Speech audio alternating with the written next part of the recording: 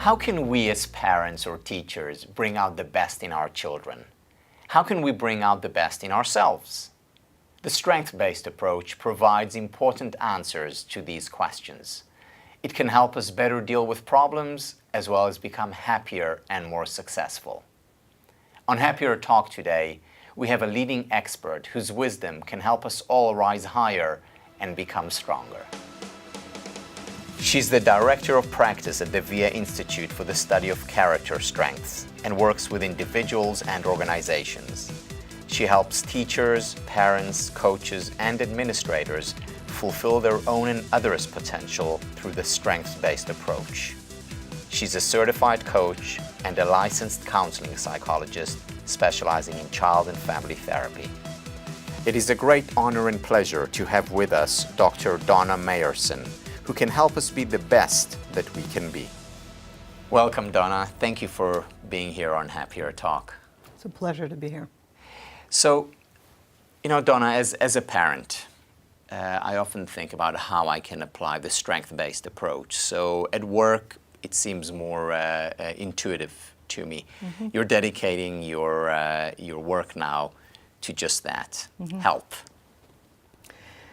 So there are two parts. One part has to do with being able first to identify your strengths as a parent. So to be able to mindfully observe your own parenting skills and behaviors, and to identify and to track what strengths you bring out when you're the best you can be at parenting. Because I think that provides the backdrop for kids to become their best selves. And do I do that by looking back at when I was at my best as a parent, telling stories about my best experiences? I think the best way to really uncover what your strengths are in parenting is to think of those times in which you just felt like you were hitting on all cylinders, that you had those moments that were just very priceless and amazing. And to reflect back on that and to think, well, what did I bring? What strengths did I have that I brought forward in those interactions that really made me feel like I was in my own skin and really parenting the way I really envisioned that I always wanted to parent. So this is the first step. The first step is looking at yourself as a parent. The second step? The second step is really becoming a very, very astute observer of your child. So we oftentimes look at our kids and look at their accomplishments and all the things that they can do. But we recognize often who they are, but we don't label it and we don't bring that to them. So we can say, well, my child's great at riding a bike. And we can observe that they were really persistent in learning how to do that. But we often don't call that to their attention. The persistence part. Yeah. So what kids take from that is that my parent thinks I was really good at riding my bike. And what they could take from that is I worked really, really hard to ride my bike, and I have that capacity, and I can do that again in my life. So there are lots of rich and rare opportunities in which those things just appear, and so it becomes important to actually have a language for that, and then not just to have a language, but to share that with your child so that they become very well aware of the strengths they bring to the world, so they can use them in their life in a productive way. Great. Can you give a few examples? Because I understand the theory, and I understand the specific example of persistence. What are some other strengths that parents could find in their kids? So, well, I'll give you an example of a child who had a new sibling in the family. And because that's often a challenging time for kids, and they feel very threatened, and their behavior seems to change before our eyes.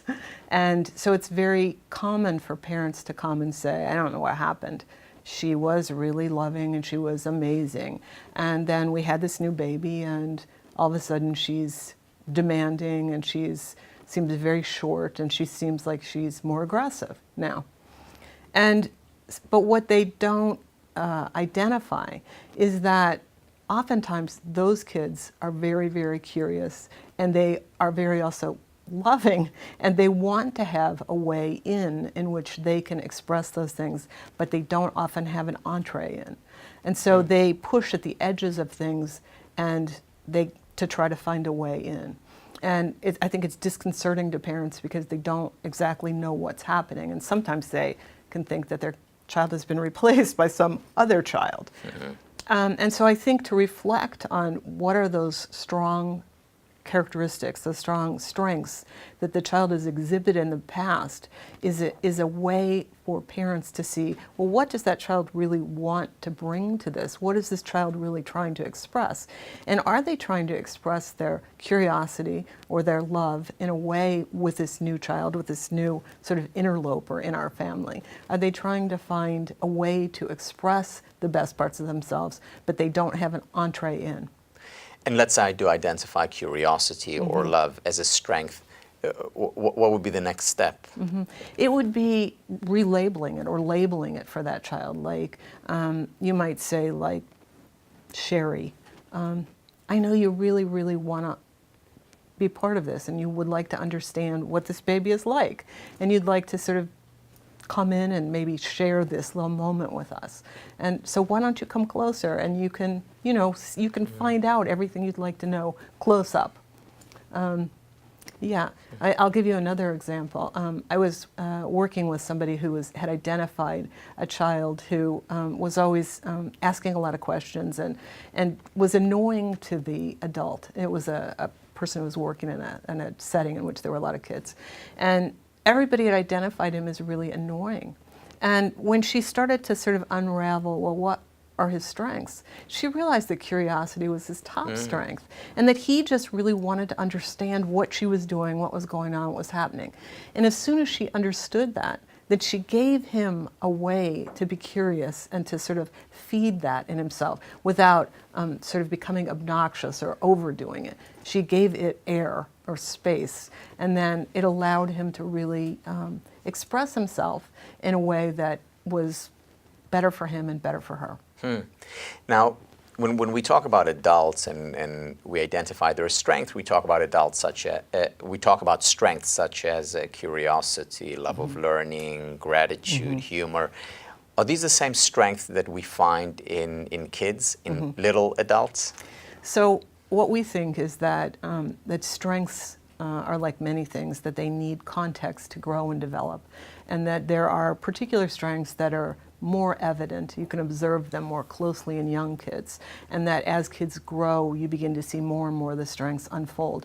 I think there are all the strengths reside, like a lot of our capacities, but they need the environmental context to really grow and develop. So like a seed that needs to bloom. Yeah.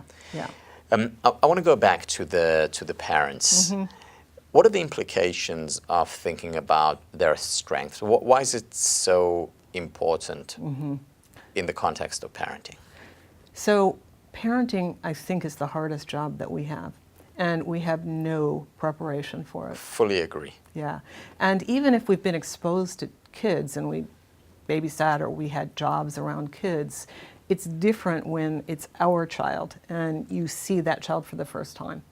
And what happens is, it happens very quickly, and there is this